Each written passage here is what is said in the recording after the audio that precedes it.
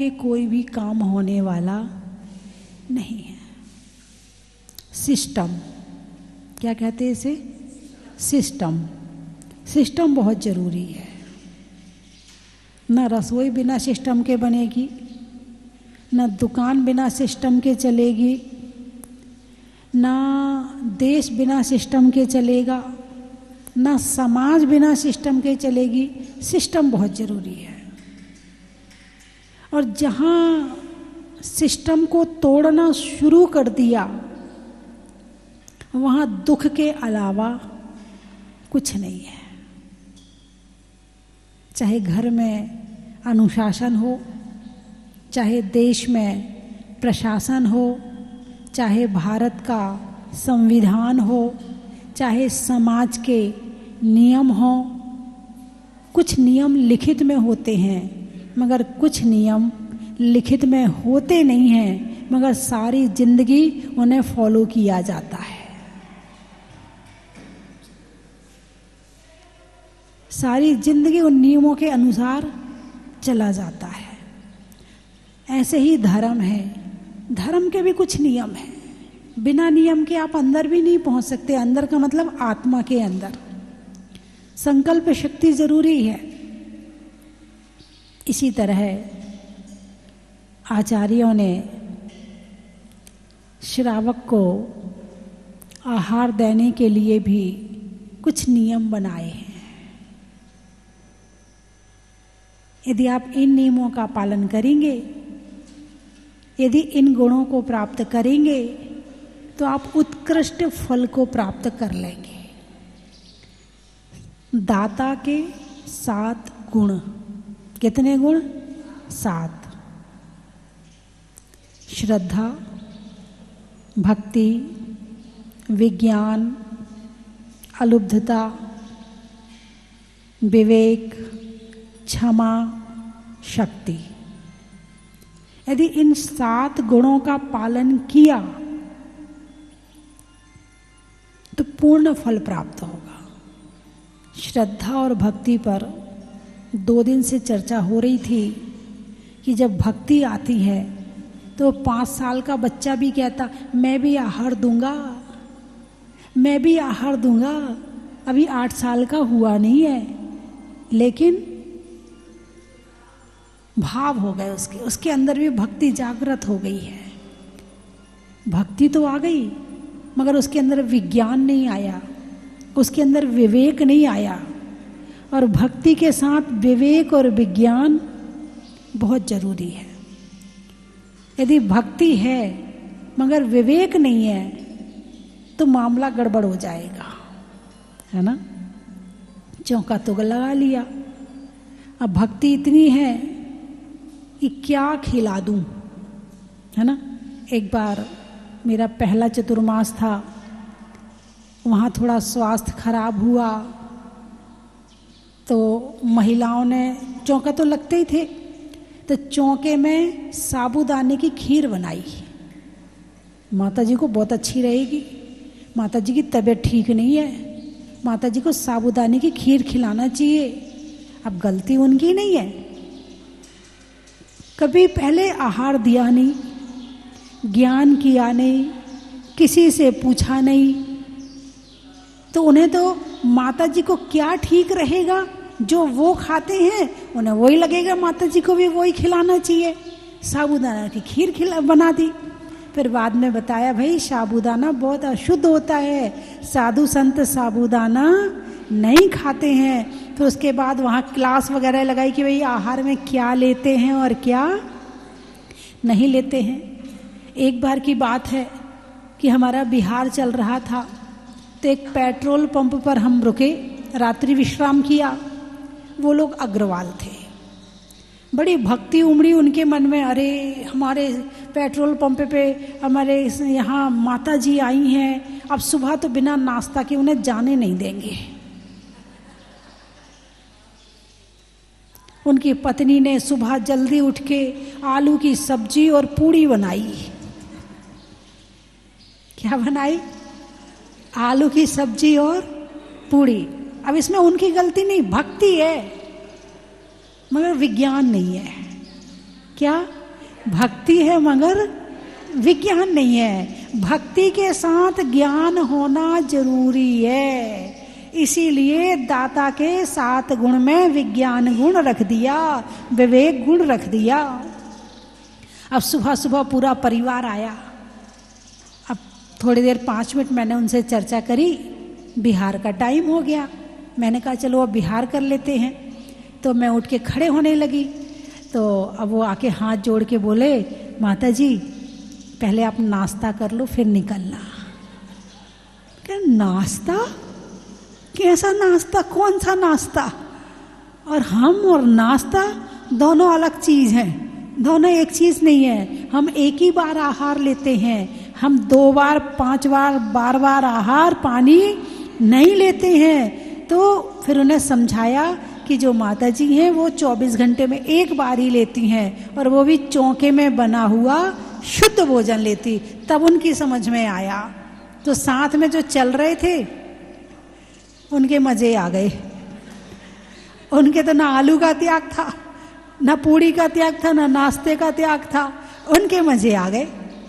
भक्ति तो है मगर ज्ञान भी चाहिए। एक बार बिहार कर रहे थे, रास्ते में तो एक ढाबा वाले ने, ढाबा जानते हो ना, जो होटल जैसे होता जो, तो ऐसे ही हरियाणा में ढाबा बहुत चलते हैं। तो वहीं बिहार चल रहा था। तो ढाबा वाले ने देखा कि कोई साधु संत जा रहे हैं। तो एक छोटा सा लड़का जो उनके यहाँ नौकर होगा, काम करता होगा, उसके हाथ में 4 पानी की बोतल पकड़ाई।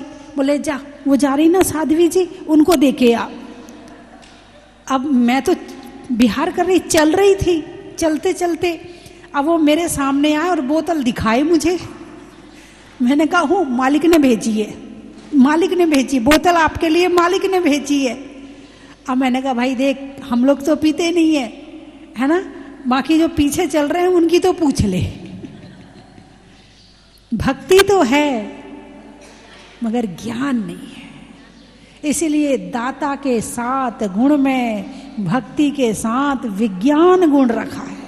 अभी खत्म नहीं हुआ, अभी खत्म नहीं हुआ, अभी और लंबी कहानी है। एक बार की बात, हम लोग कंपिल जी से बिहार कर रहे थे, गांव से होते हुए निकल रहे थे। तो गांव में एक जो बेर वगैरह लेके अम्मा वगैरह बैठी होती है ना, वो बूढ़ी बूढ़ी अम्मा लेके बैठ जाती हैं बेर बेचने के लिए। अब वो हाथ में बेर ले लो, ले लो। भक्ति, उनको ज्ञान नहीं है, लेकिन भक्ति के द्वारा उनने पुण्य का बंध कर लिया। वो जानते नहीं, वो जैन नहीं है, वो जानते नहीं है कि आहार क्या होता है, एक टाइम भोजन क्या होता है, हाथ में आहार लेना क्या होता, वो नहीं जानते हैं। लेकिन उन्हें इतना ज्ञान है, ये कोई अच्छे हैं तो मेरे से कुछ लग जाए इनके लिए, मेरा द्रव्य भी इनको आहार में, इनके भोजन में लग जाए। एक बार बिहार कर रहे थे दिल्ली में। तो अब वहाँ दिल्ली तो बहुत बड़ी है, दिल्ली तो बहुत बड़ी है, 10 किलोमीटर जाना था, शहर से शहर के अंदर ही जाना था। तो गर्मी के दिन थे, तो हम थोड़ा सा वहाँ एक गार्डन मिला, तो थोड़ा सा वहाँ बैठ गए। तो उस गार्डन के पीछे जिनका मकान था, उनके यहाँ उसी समय शादी हुई थी। तो मिठाइयाँ वगैरह रखी थी उनके यहाँ पर। तो पंखे ले आए, मिठाई ले आए और पानी ले आए। बोले लीजिए। मतलब आप भक्ति देखो, आप जैन हो, आपके अंदर आहार कराने की कितनी भक्ति है, और वो अजैन है और उनके अंदर खिलाने की कितनी भक्ति है। आप विचार इस बात का करो कि आपके अंदर भावना है नहीं, जैन होते हुए आपके अंदर आहार देने की भावना है या नहीं है। आप जानते हो मगर देते नहीं हो, वो नहीं जानते हैं फिर भी देने की भावना रखते हैं। तो इसका मतलब ये है कि फिलहाल में आपसे ज्यादा श्रेष्ठ वो हैं, भावना के हिसाब से, श्रद्धा के हिसाब से, भक्ति के हिसाब से आपसे ज्यादा श्रेष्ठ वो हैं कि देखते ही उनके अंदर भावना बन गई कि मैं कुछ इन्हें दे दूं। सबरी, क्या जानते हो? सबरी को जानते हो? हैं? नाम सुना है ना? क्या किसी ने कहा था कि राम तुम्हारी कुटिया में आएंगे। और कब कहा था? जब वो जवान थी। राम आएंगे, मेरी कुटिया में राम आएंगे। खुश हो गई। आज के बाद मैं इस कुटिया से बाहर कहीं नहीं जाऊंगी, मैं यहीं रहूंगी, पता नहीं राम कब आ जाए। रोज ढेर सारे सुबह उठ के फूल तोड़ती, पूरी अपनी कुटिया से लेके बाहर तक फूल सजाती, एक एक कांटा अलग करती, एक एक कंकड़ अलग करती, रोज रंगोली पूरती। किस लिए? राम आएंगे, राम आएंगे। एक दिन नहीं आए, 2 दिन नहीं आए, 1 साल नहीं आए, 2 साल नहीं आए, 4 साल नहीं आए, उसने छोड़ा नहीं। बुढ़ापा आ गया, उसने फूल सजाना छोड़ा नहीं, उसने रास्ता देखना छोड़ा नहीं। वो राह देखती रही, पूरा घर सजा लेती, राह सजा देती और उनके लिए भोजन बना के रखती और रोज बैठ जाती, अब राम आएंगे, अब राम आएंगे। उसका नाम तो कुछ और था, उसे सबरी पता क्यों कहते? क्यों कहते? उसने जिंदगी भर सबर रखी, जिंदगी भर राम को आने की सबर रखी, इसलिए उसका नाम सबरी है। इतनी सबर, इतनी भक्ति है किसी के अंदर, इसको कहते हैं भक्ति। दुनिया में जाना छोड़ दिया, रिश्तेदारियों के यहाँ जाना छोड़ दिया, सबके यहाँ जाना छोड़ दिया, केवल एक ही काम, राम आएंगे, राम आएंगे, राम आएंगे। इतनी भक्ति है आपके अंदर? अभी एक गिलास आहार ना लें तो गुस्सा होके भाग जाओगे। हाँ, माता जी ने तो हमसे लिया ही नहीं, उनसे ले लिया, उनसे ले लिया, हमसे तो लिया ही नहीं।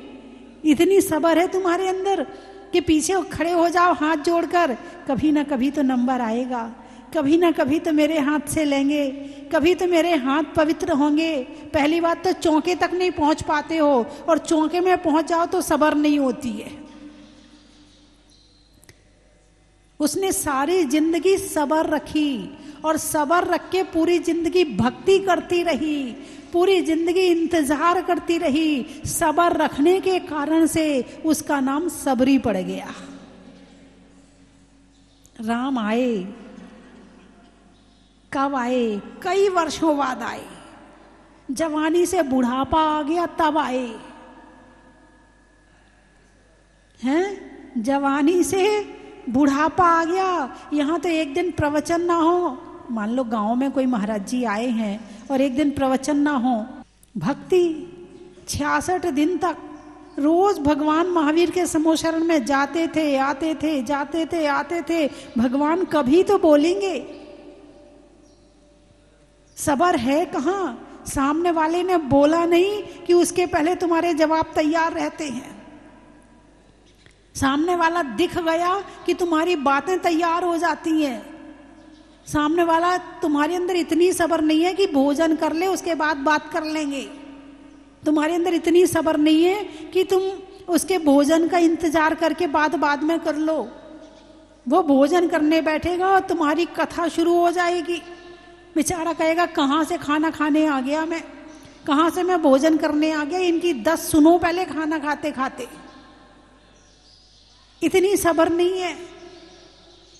यदि भक्ति करनी है तो सब्र चाहिए। एक माला फेरी, बस हमारा काम हो जाए। एक बार चालीसा पढ़ा, भगवान हमारा काम हो जाए। एक पूजा करी, भगवान हमारा काम हो जाए। सब पूजा, सबके काम हो जाते, हमारा तो काम होता ही नहीं है। हम इतनी भक्ति करते हैं, सब्र ही नहीं है बिल्कुल। एक बार हमारे गुरु आचार्य विद्याभूषण सन्मति सागर जी महाराज ने मुझे एक डायरी दी और उसमें एक आशीर्वाद लिखा। वो आशीर्वाद क्या था कहो तो सुना दूं? अरे बोलिए ना। नहीं, ज्यादा बड़ा नहीं, 1 लाइन का है। उन्होंने लिखा, धर्म और धैर्य को साथ रखना।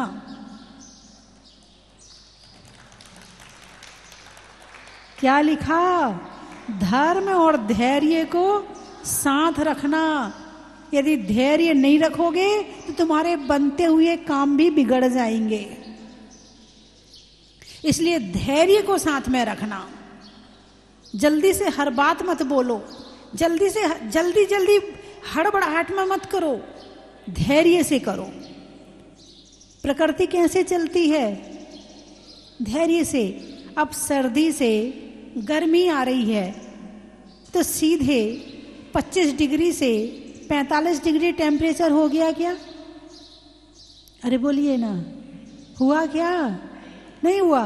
कैसे होगा? 25 से 27 होगा, 28 होगा, 30 होगा, 32 होगा, फिर वापस 25 हो जाएगा। आज ठंड हो गई ना है, अभी बीच में मौसम थोड़ा सा गर्म सा हुआ था, आज फिर ठंड हो गई। एकदम से गर्मी नहीं आएगी। कैसे आएगी? धीरे धीरे। कैसे आएगी? धीरे धीरे आएगी। फिर उसके बाद में फिर अब थोड़ी गर्मी आई, फिर थोड़ी वापस ठंड आ जाएगी, फिर थोड़ी गर्मी आई, फिर वापस ठंड आ जाएगी, फिर धीरे 30 होगा, 35 होगा, 38 होगा, फिर बना रहेगा 38 39 में झूलता रहेगा, फिर 40 हो जाएगा, फिर धीरे धीरे धीरे करके। ऐसी सर्दी से गर्मी आती है ना, एकदम से तो नहीं आती।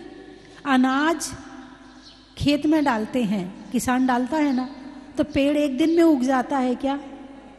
अरे बोलिए ना, कैसे उगता है? धीरे धीरे, है ना। और इंतजार ना करो एक दिन में उग जाए। एक बंदर ने देखा कि एक व्यक्ति ने जो आम की गुठली है वो जमीन में गाड़ दी। अब बंदर तो बंदर है, समझ तो गया वो कि इससे पेड़ निकलेगा, तो उसने दूसरी गुठली ली और वो जमीन में गाड़ दी। थोड़ी देर बाद गया, फिर खोल के देखता पेड़ उगा कि नहीं, फिर खोल के देखता पेड़ उगा कि नहीं उगा। है, बंदर के अंदर धैर्य नहीं है। और यदि मनुष्य के अंदर भी धैर्य नहीं है तो नहीं, मैंने नहीं कहा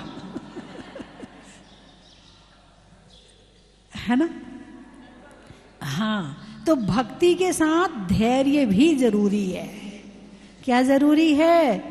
भक्ति के साथ धैर्य भी जरूरी है। धैर्य, ज्ञान, विवेक, विज्ञान, ये सब जरूरी हैं। यदि ये नहीं है तो आहार का फल मिलने वाला नहीं है। क्यों? यदि आहार नहीं लिया तो क्या आ जाएगा? गुस्सा। क्या आ जाएगा? बोलिए ना, गुस्सा। अब गुस्सा आ जाएगा तो दाता के एक गुण में क्षमा भी रख दिया। क्या? दाता के एक गुण में क्षमा भी रख दिया कि भाई क्षमा करना आता हो तो चौका लगाना, वरना चौका मत लगाना।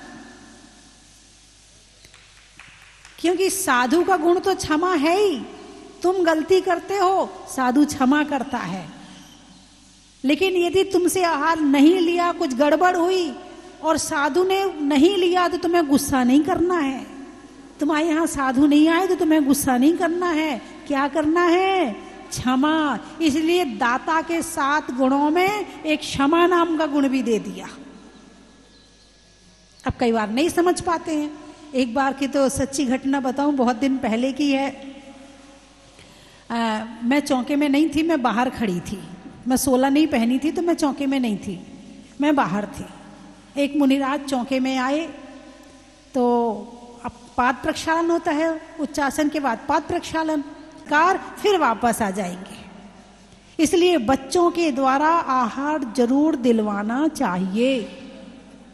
और जब कोई बच्चा आहार देने बैठता है, उसने 1 ग्रास दिया, महिलाएं आती, हट उठ उठ, हो गया, बस बस बस हो गया, तू बाहर जा, कपड़े बदल ले जा। उसको आहार नहीं देने देती हैं। ये विचार नहीं करती हैं कि अब हमारा समय तो चला गया, चल बेटा तू 2 ग्रास और दे, मैं तेरे साथ बैठी हूं, मैं दिलवाऊंगी तुझे, तू और दे। नहीं, उसको वहां से उठा के भगा देंगी, मैं ही दे लूं सारा।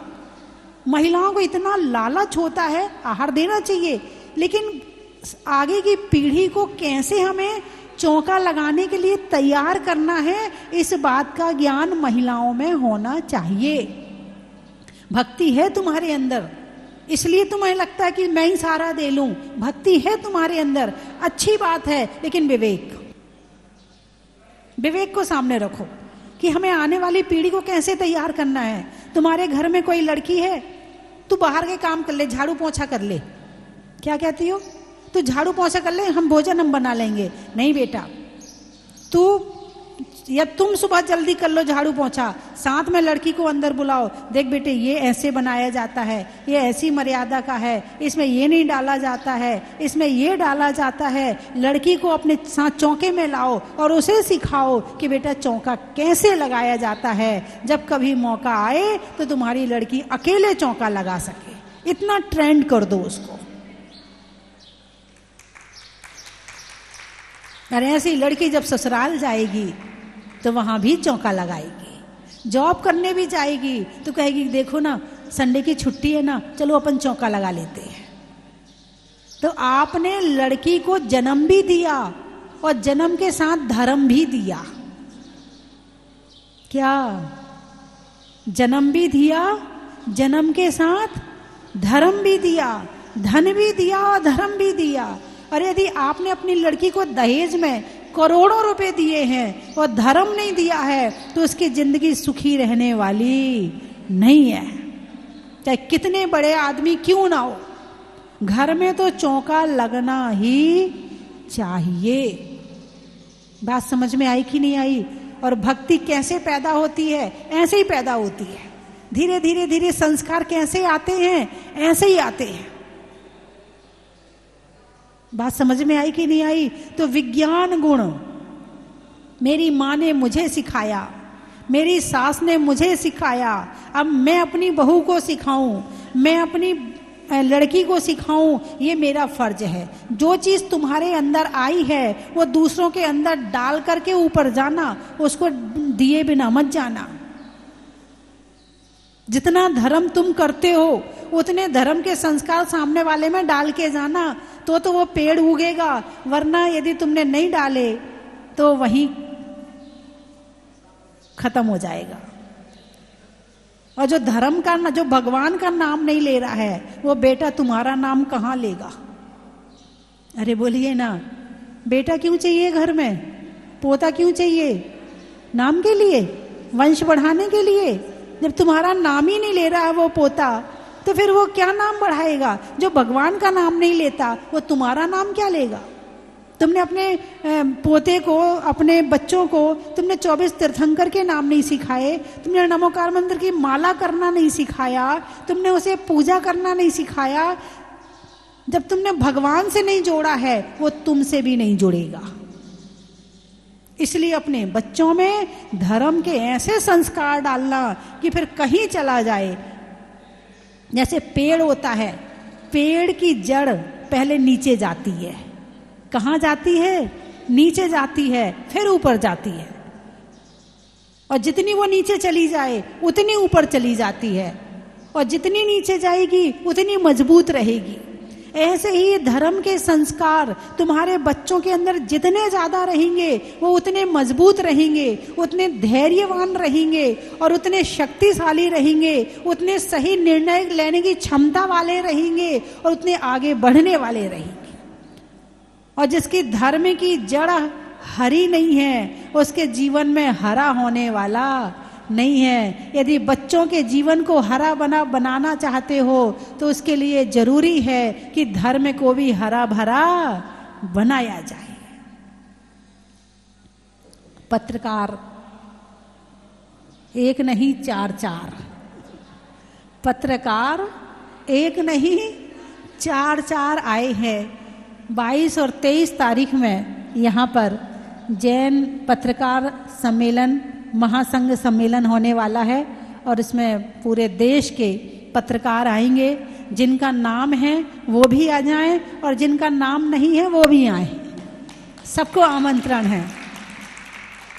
और जो पत्रकारिता में रुचि रखते हैं या जो पत्रकार बनना चाहते हैं वे भी आ जाएं। इस संस्कारों को बढ़ाने का काम कर रहे हैं पत्रकार, हैं? तुम्हारे घर तक पहुंचाने का काम कर रहे हैं कि धर्म क्या है। आहार क्या? आहार, दान। आहार को क्या कहा है? दान कहा है। क्या कहा है? दान कहा। कभी किसी रिश्तेदार को भोजन कराने के बाद कहा कि हमने 4 लोगों को आहार दान दे दिया? अच्छा, घर में शादी हुई तो 2-4 हजार लोगों को खाना खिलाया तो कहा कि हमने 2000 लोगों को आहार दान दिया? नहीं दिया, नहीं कहा। और एक साधु को भी यदि आहार दिया तो आज आहार दान दिया, दान शब्द प्रयोग किया है। दान कहते ना, कुछ दान पुण्य कर लो। क्या कर लो? दान पुण्य कर लो। तो आहार क्या है? दान है। 4 दानों में एक स्तंभ है। जैसे मकान के 4 स्तंभ होते हैं, एक कमरे के 4 स्तंभ होते हैं, ऐसे ही धर्म में दान के 4 स्तंभ हैं। आहार दान, अभय दान, औषध दान और ज्ञान दान। तो आहार दान एक स्तंभ है। क्या है? स्तंभ है। आप संतों को कुछ मत दो, केवल एक ही चीज देना। क्या है वो? आहार दान। संतों को आप क्या दे सकते? क्या है आपके पास में? क्या चाहिए उन्हें? जो चाहिए वो छोड़, जो आपको चाहिए वो सब छोड़ के आ गए, सब छोड़ दिया। उन्हें क्या चाहिए? उन्हें कुछ नहीं चाहिए, केवल आहार। क्या चाहिए? वो भी 24 घंटे में एक बार। आपके यहाँ कोई रिश्तेदार आ जाए तो पहले चाय का ध्यान रखो, फिर नाश्ते का ध्यान रखो, फिर फल फ्रूट का ध्यान रखो, फिर खाने का ध्यान रखो, फिर दोपहर की चाय दो, फिर शाम का खाना खिलाओ, फिर रात का करो। पूरे दिन तुम्हें उनके साथ में खाने में जुटना पड़ता है।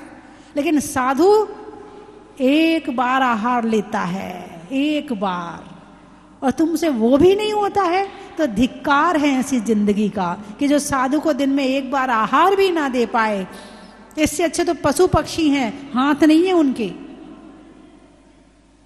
उनके पास एक बहाना है, हमारे पास हाथ नहीं है ना, हम इसलिए दे नहीं पाते हैं, हम इसलिए आहार दान कर नहीं पाते। हाथ भी मिले और आहार भी ना दे पाए तो जिंदगी बेकार।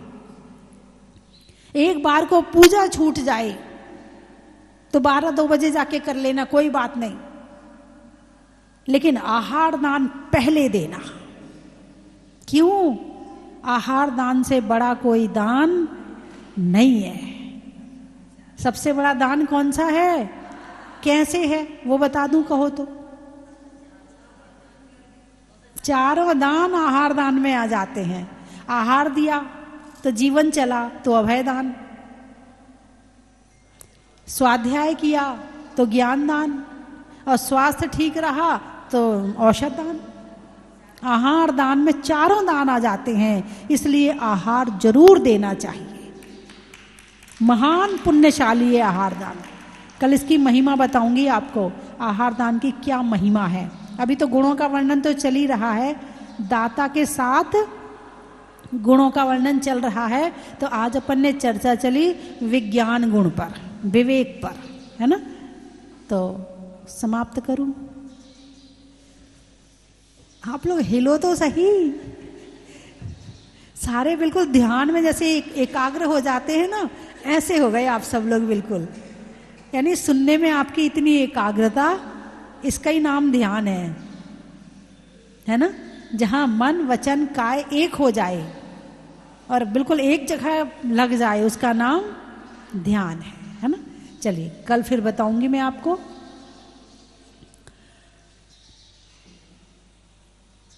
देने में, रहने में मकान का, व्यापारियों में दुकान का, और देने में आहार दान का बड़ा ही महत्व है।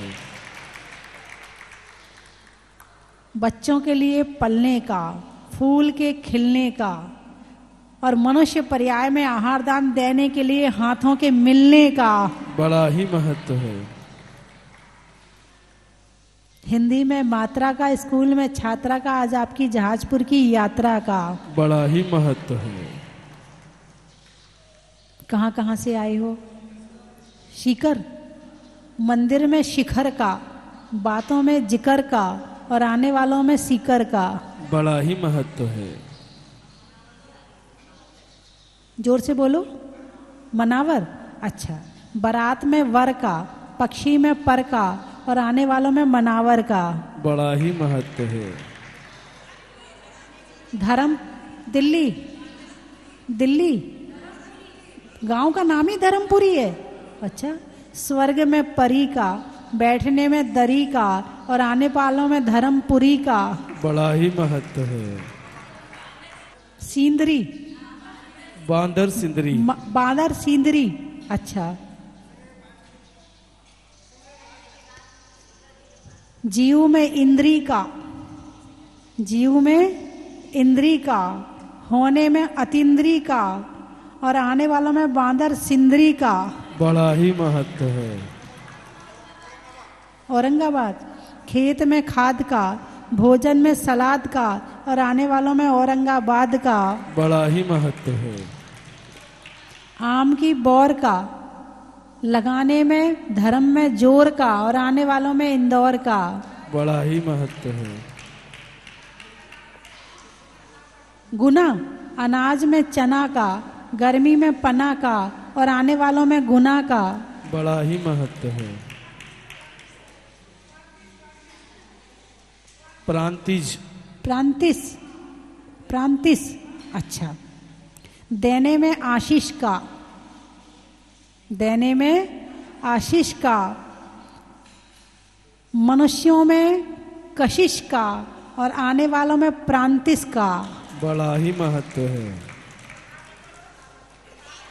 प्रतापगढ़, वृक्षों में बड़का बड़की जड़ का और आने वालों में प्रतापगढ़ का। बड़ा ही महत्व है। त्रियंचों में बिल्ली का, डंडा में गिल्ली का, आने वालों में दिल्ली का। बड़ा ही महत्व है। गाने में सुर का, नृत्य में नुपुर का, आने वालों में जयपुर का। बड़ा ही महत्व है। जेब में नोट का, नेता में वोट का और आने वालों में बड़ौत का। बड़ा ही महत्व है। ये जहाजपुर प्रणेती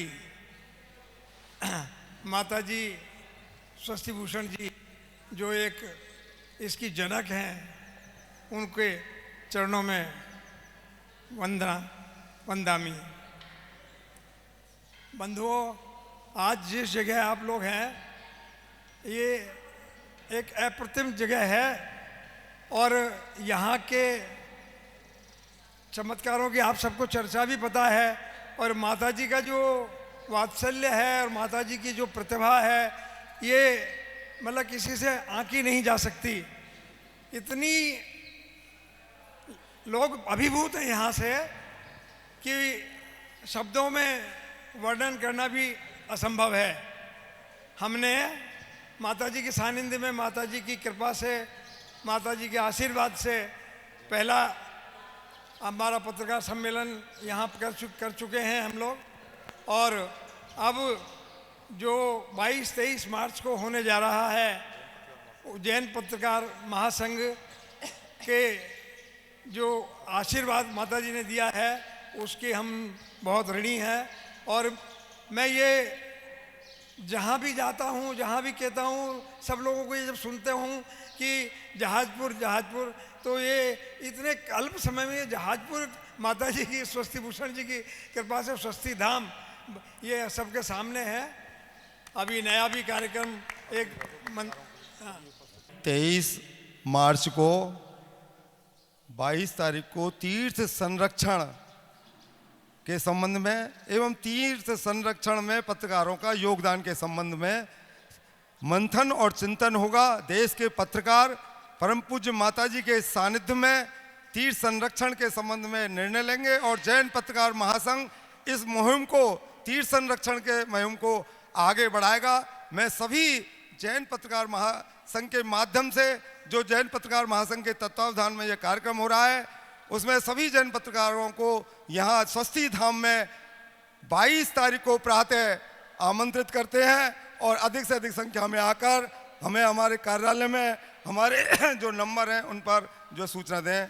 धन्यवाद। बोलो परम पूज्य गणनीय प्रमुख श्री स्वस्ति भूषण माता जी की जय। इस धरती पर संयम का रूप नहीं धरती, यदि स्वस्ति भूषण माता जी इस धरती पर संयम का रूप नहीं धरती, अपनी इस काया से अपना कायाकल्प नहीं करती, अपनी इस काया से अपना कायाकल्प नहीं करती, मानवता मान नहीं पाती यदि ऐसे मानवता मान नहीं पाते यदि जीवित मंत्र नहीं होता, मानवता मान नहीं पाते यदि जीवित मंत्र नहीं होता, भारत गार्त बन जाता यदि ऐसे संत नहीं होते, भारत गार्त बन जाता यदि ऐसे संत नहीं होते।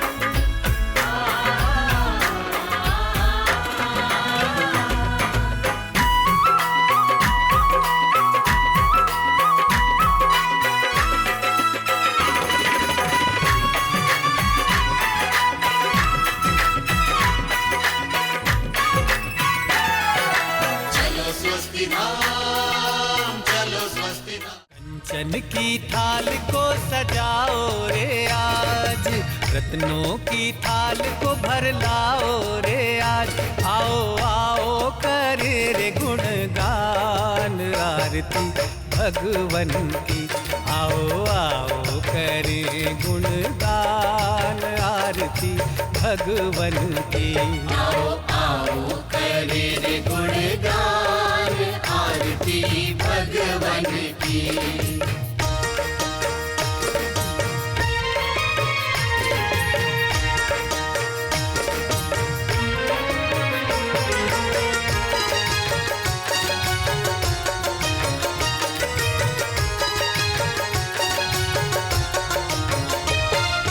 पिता सुमित्र के राज दुलारे, माँ पद्मा जी के नैनों के तारे, पिता सुमित्र के राज दुलारे, माँ पद्मा जी के नैनों के तारे, राजगृही में जन्म लियो आप, राजगृह